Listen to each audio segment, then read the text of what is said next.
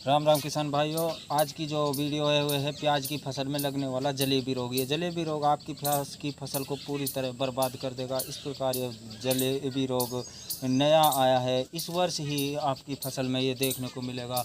लगभग ये 20 से 30% और भी 40% किसान भाइयों की फसल में ये रोग पहुंच गया है और उनकी फसल पूरी तरह बर्बाद हो चुकी है। बहुत से किसान भाइयों ने तो रोटावेटर या कल्टी की सहायता से आपके खेतों को जुतवा दिया है कि अब इस रोग का कोई नियंत्रण ही नहीं है, तो हम अब फसल हमारी पूरी तरह बर्बाद हो गई है और उन किसान भाइयों ने बहुत ही ज़्यादा नुकसान का सामना किया है।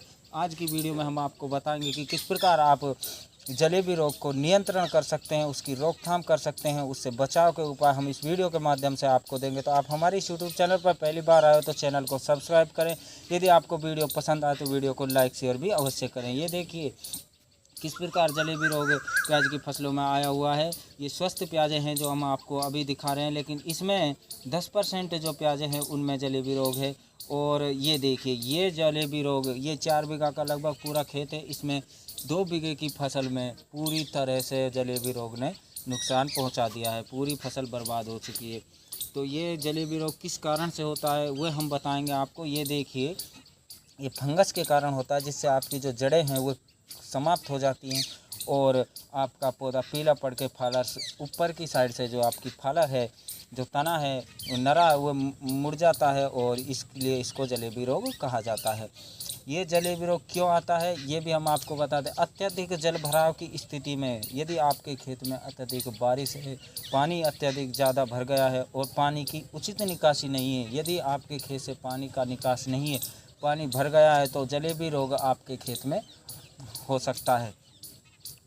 तो सबसे ज़्यादा ध्यान, यदि आपके खेत में ये जलेबी रोग आ गया है और लगभग अभी 10 से 20% आपके खेत में है, तो आप इसका नियंत्रण कर सकते हो, इससे बचाव कर सकते हो, आपकी फसल इससे बच सकती है। ये देखिए किस प्रकार ये पूरी फसल जलेबी रोग ने अपनी गिरफ्त में ले लिए और हमारे जो ग्रामीण भाषा में इसको कहा जाता है कि ये कोरोना की जो तीसरी लहर है ये इंसानों में न होकर प्याज की फसल में आ गई है। लेकिन ये हास्यास्पद वाक्य है, इस पर आप गौर नहीं किए। ये जो रोग है ये फफूंदी जनक रोग है और ये फंगस के कारण ये रोग होता है। तो इसके नियंत्रण का उपाय हम आपको बताएंगे और वीडियो पर आप अंत तक बने रहे, वीडियो को छोड़ के नहीं जाइएगा। हम आपको पूरी जानकारी देंगे किस प्रकार आप फर्टिलाइज़र या उर्वरक किस प्रकार डालें और किस प्रकार आप स्प्रे के माध्यम से छिड़काव कर आपकी प्याज की फसल को बर्बाद होने से बचा सकते हैं। ये देखिए पूरी तरह से गल गई है आपकी जो ये प्याज की फसल है। बहुत से किसान भाइयों ने तो अपनी फसल को जोत दिया है कल्टीवेटर की मदद से, कल्टी की सहायता से अपने खेतों को जोत दिया है और कह दिया बहुत नुकसान हुआ है किसान भाइयों को। हमने 2-4 गांवों का दौरा किया है, उसके बाद हम इस निष्कर्ष पे पहुँचे। हमने जांच पड़ताल पूरी करने के बाद जो आपके ये खाद बीज विक्रेता होते हैं इनसे पूरी पड़ताल करने के बाद आज हम आपको ये वीडियो बना रहे हैं किस प्रकार आप इस पर नियंत्रण पा सकते हैं। देखिए ये भी लगभग 80 से 90% इसमें नुकसान है। ये हमारे किसान भाई खड़े हुए हैं, आपकी फसल जो स्वस्थ फसल है इसमें आधी फसल अभी बची हुई, उसको निहारते हुए इस किस प्रकार इसकी रोकथाम की जाए, तो हम इनको जानकारी देने आए हैं और वीडियो के माध्यम से आपको भी जानकारी देंगे। तो आप इसमें सबसे मेन बात ये है जो पॉइंट कि आप जल भराव की नहीं होने दें, अपने खेत में पानी की निकासी का ध्यान रखें। यदि जल भराव होता है तो आपको उर्वरक फर्टिलाइजर्स इसका विशेष ध्यान रखना हो। किस प्रकार के उर्वरक और फर्टिलाइजर्स के आप डालें, दवाइयाँ डालें अपने खेत में, ये संपूर्ण जानकारी इस वीडियो के माध्यम से दी जाएगी। देखिए ये सब फसल बर्बाद हो चुकी है जलेबी रोग की वजह से, तो आप वीडियो पर अंत तक बने रहें। आपको स्प्रे और किस प्रकार के फर्टिलाइज़र डाले जाएं वे भी हम इस वीडियो के माध्यम से देंगे। तो फर्स्ट में बात आती है आप इसकी रोकथाम किस प्रकार का। रोकथाम के लिए यदि बारिश का मौसम चल रहा है और बारिश है और बिल्कुल आप स्प्रे नहीं कर सकते हो अपनी फसल में, क्योंकि स्प्रे करने के बाद आपको कम से कम 3 से 4 घंटे की धूप चाहिए जिससे आपकी स्प्रे पूरी फसल पर असर करे, पक जाए स्प्रे। तो छिड़काव करने के बाद 3 से 4 घंटे की धूप, यदि ऐसा टेम्परेचर ऐसा मौसम नहीं है तो आप उर्वरक में मिलाकर यदि यूरिया ले सकते हो। यूरिया भी नहीं है तो आप वर्मी कंपोस्ट का यहाँ पर प्रयोग कर सकते हो। उसमें आपको मिलाने के लिए कम से कम 3, हम यहाँ किसान भाइयों ध्यान दीजिए, हमें 3 जो फर्टिलाइज़र से वो बताने जा रहे हैं वो बहुत ही महत्वपूर्ण होने वाले हैं। पहला फर्टिलाइज़र है साफिलाइज़र। साफिलाइज़र आता है आधी किलो की पैकिंग में, ये जो पाउडर आता है ये क्या करता है साफिलाइज़र, आपकी जो ये जड़ गलन की समस्या इसको बहुत ही तेज़ी से रोकेगा। साफिलाइज़र का प्रयोग करिए। दूसरा है उज्ज्वला।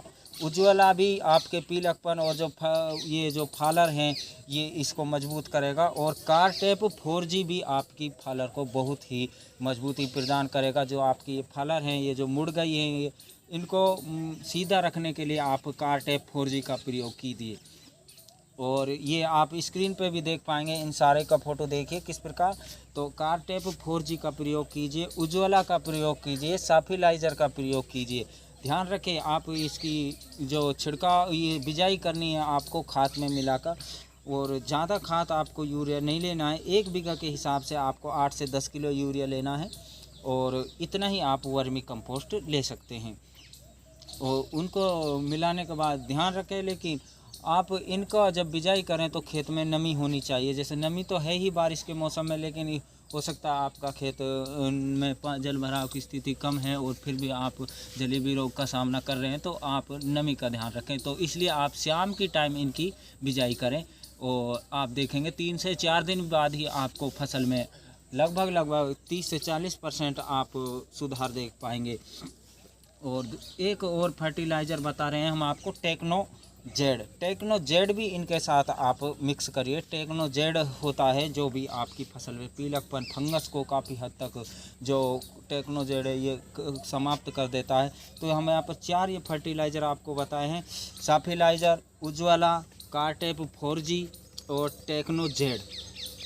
ध्यान दीजिए किसान भाइयों, टेक्नो जेड भी आपको इसमें मिक्स करना है। और आपको इनकी मात्रा आप अपने नज़दीकी जो खाद बीज विक्रेता है उनसे संपर्क करें। हम यहाँ पर बात करें सिर्फ और सिर्फ 2 बीघे खेत की बात करते हैं, तो आपको साफिलाइज़र आधी किलो 2 बीघा खेत के लिए लेना है। साफिलाइज़र 2 बीघा खेत के लिए आपको 2 किलो लेना है। और उज्ज्वला लेना है आपको यहाँ पर 1 kg और कारटेप लेना है 2 kg और टेक्नो लेना है 2 kg। इन सारे को आप अपने उर्वरक में मिक्स करने के बाद आप उनकी बिजाई कर दें। और टेक्नो जेड भी आपको इसमें मिक्स करना है। टेक्नो जेड की मात्रा भी आप 2 किलो ले सकते हैं। उसके बाद इसकी बिजाई कर दें और बिजाई करने के बाद आप देखेंगे 3 से 4 दिन बाद ही आपको अपनी फसल में किस प्रकार सुधार मिल सकता है। और जिन किसान भाइयों को ये शंका है कि हमारे खेत में भी जलेबी रोग आ सकता है, तो वे भी आप, बारिश का मौसम है और ऊपरी पानी जो आप देख सकते हैं वो नहीं लग रहा है, तो आप भी इनको आप बिजाई करें अपने खेतों में, जिससे आप जलेबी रोग आपकी खेत में बिल्कुल नहीं आएगा। आपकी फसल पूर्णतः स्वस्थ हो जाएगी, हरी भरी हो जाएगी, पीलापन बिल्कुल इनसे दूर हो जाएगा और अच्छी ग्रोथ करेगी। और हम अब यहाँ पर बात करेंगे, देखिए किसान भाइयों, कि आप यदि धूप अच्छी खिल रही है, मौसम ठीक हो गया है और आप स्प्रे करना चाहते हो, इन सब को नहीं देकर आप इन सब को भी दीजिए। ये भी आपके फसलों की जो पोषक तत्वों की कमी को पूरा करेंगे। ये प्याज की फसल को लगभग 16 से 16 पोषक तत्वों की ज़रूरत होती है। ये सारे पोषक तत्व आपकी फसल को मिलेंगे तो आपकी फसल में कोई नुकसान नहीं होगा, कोई रोग नहीं आएगा, कोई रुकावट नहीं होगी। फसल किसी भी तरह का पीलकपन, फालर मुड़ना, फालर जड़ना और ग्रोथ नहीं होना, गंठी टाइम पे नहीं बनना प्याज, और ये देखिए फंगस, जड़ गलाव, ये कोई भी समस्या इसमें नहीं आएगी। तो आप इनका आप बिजाई करें अपने खेतों में।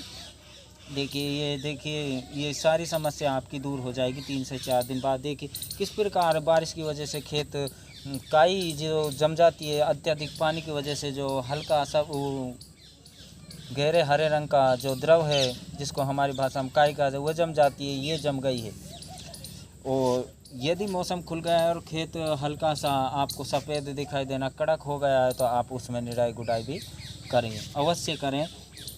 और अब हम लास्ट में बात करेंगे वीडियो के अंत में किस प्रकार आप स्प्रे के माध्यम से भी छिड़काव करके आपकी फसल को जो जलेबी रोग से मुक्त कर सकते हो। ये जलेबी रोग है जो नया आया है, इसी वर्ष अपनी फसलों में, प्याज की फसलों में आया है। तो दोस्तों, किसान भाइयों व मित्रों, हम एक बात जो बीच में कहना चाहते हैं, आप हमारे इस यूट्यूब चैनल पर पहली बार आए तो चैनल को सब्सक्राइब करें, वीडियो पसंद आए तो वीडियो को लाइक व शेयर भी अवश्य करें, जिससे हमारा मनोबल बढ़े और हम आपको किसान व बागवानी संबंधित नई नई वीडियो हमारे इस चैनल के माध्यम से लाते रहें। तो दोस्तों, आपको हमें कमेंट करके बताएं कि आपको ये वीडियो कैसी लगी। वीडियो पसंद आए तो वीडियो को लाइक और शेयर भी अवश्य करें। तो लास्ट में हम बात करते हैं, यहाँ पर जो बात है स्प्रे आप प्रोफिलर नाम की एक दवाई आता है, ये पाउडर आता है, ये 250 ग्राम का पैकेट आपको मिलेगा। 250 ग्राम पैकेट लगभग हमारे यहाँ तो 1000 रुपये का मिल रहा है। हो सकता है आपके कम भी मिले या हो सकता है ज़्यादा तो नहीं मिलेगा, लेकिन कम मिल सकता है, कम रेट में। प्रोफिलर नामक एक पाउडर आता है जो कीटनाशक है, ये पाउडर के रूप में आता है। तो आप इसको ये 7 टंकी, लगभग 7 जो आपका स्प्रे के टैंक होती है उसको हो जाएगी। 1 बीघे की ये स्प्रे 250 ग्राम में आप स्प्रे के माध्यम से छिड़काव कर सकते हैं। छिड़काव करने के बाद कम से कम फसल को 3 से 4 घंटे की धूप लगनी चाहिए, जिससे कि ये स्प्रे पूरी तरह आपकी फसल पर असर करे। फिर से हम आपको बता रहे हैं, प्रोफिलर ये जो आता है, ये पाउडर आएगा आपका जो कीटनाशक है, और आप इसको पानी में मिक्स करिए। पानी में मिक्स करने के बाद आप 7 गिलास पानी लें, 7 गिलास पानी में इसको डाल दें, और एक टैंक में 1 गिलास डालने के बाद आप अपनी फसल पर स्प्रे या छिड़काव कर सकते हैं। छिड़काव आप देख लीजिए धूप किस प्रकार आपके टेम्परेचर है, और उस टेम्परेचर नहीं, लेकिन धूप आपको देखनी। स्प्रे के टाइम धूप खिली होना चाहिए, मौसम साफ़ होना चाहिए, और स्प्रे का जो पकाव है वह 3 से 4 घंटे धूप आपकी फसल को लगनी चाहिए, जिससे कि ये जो आप छिड़काव कर रहे हैं ये पूर्णतः फसल पर असर करे। ये तो दोस्तों, कैसी लगी ये जानकारी हमें कमेंट करके हमें कमेंट बॉक्स में जाकर हमें बताएं किस प्रकार ये आपको जानकारी लगी। अगर यदि आपको जानकारी अच्छी लगी हो तो हमें कमेंट करें, और वीडियो पसंद आए तो वीडियो को लाइक शेयर भी अवश्य करें, जिससे कि किसान भाई बहुत ही ज़्यादा स्थिति में परेशान है कि इसका किस प्रकार नियंत्रण किया जाए और अपनी फसल को बर्बाद होते नहीं दे सकते। तो दोस्तों, हम ये तो नहीं कह सकते पूर्णतः है, लेकिन 80 से 90% इससे आप नियंत्रण कर सकते हो। जय जवान जय किसान।